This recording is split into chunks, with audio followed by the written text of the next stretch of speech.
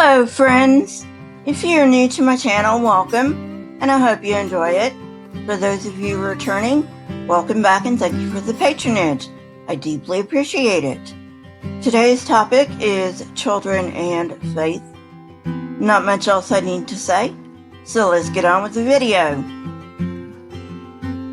James Fowler not only incorporates Piaget's cognitive development into his stages of faith theory, he also weaves in moral and psychosocial development as well. He makes a point to distinguish between faith and religion. To Fowler, religion is a summary of accumulated traditions, whereas faith is more personal and includes the way the person or group responds to the transcendent as perceived through religion. He identifies 7 stages of faith.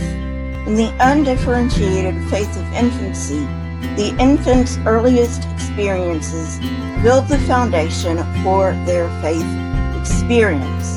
The infant builds a relationship with primary caregivers that informs future relationships. Abuse or neglect at this stage makes the environment dangerous and untrustworthy and encourages the infant into isolation and fear of future relationships. These conditions are not conducive to healthy faith. Acquiring language leads to the intuitive projective stage, spanning the ages of 3 to 7. Even though children are capable of thought at this age, they have not yet learned logic. At this stage, religious iconography combines with the child's emotions and imagination that will effect future faith development.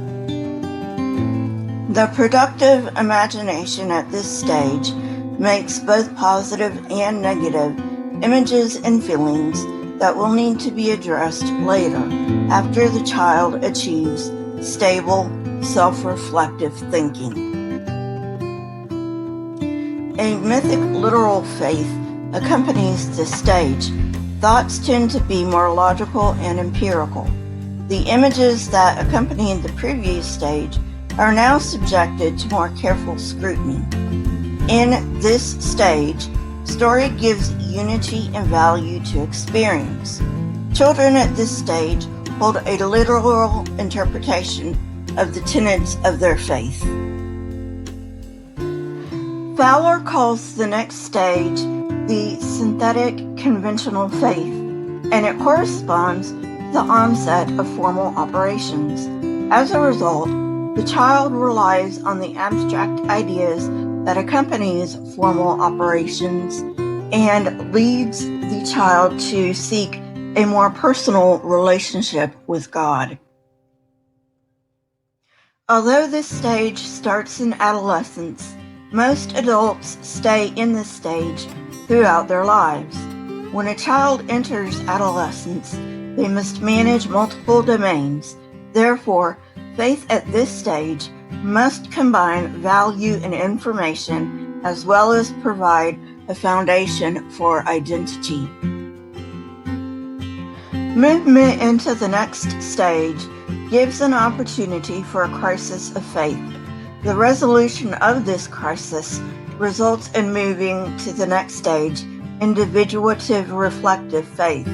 At this stage, the person relies more on self as authority as opposed to external authority, and they gain the ability to critically examine long-held beliefs.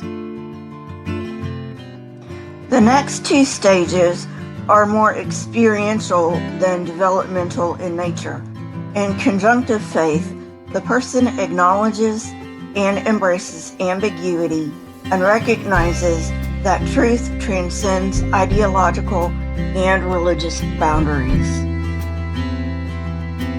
Very few people attain the next stage, universalizing faith. This stage involves oneness with God and a commitment to love, justice, and overcoming violence.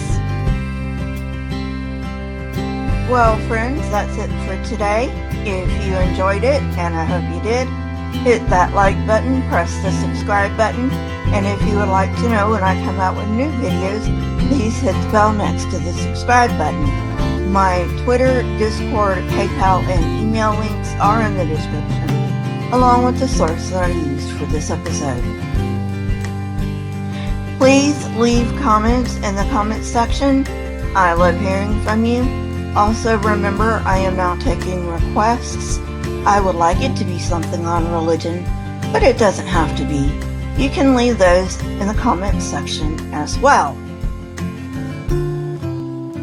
Question everything and never be afraid. Remember, an unexamined life is not worth living. Here are a couple of videos from my library.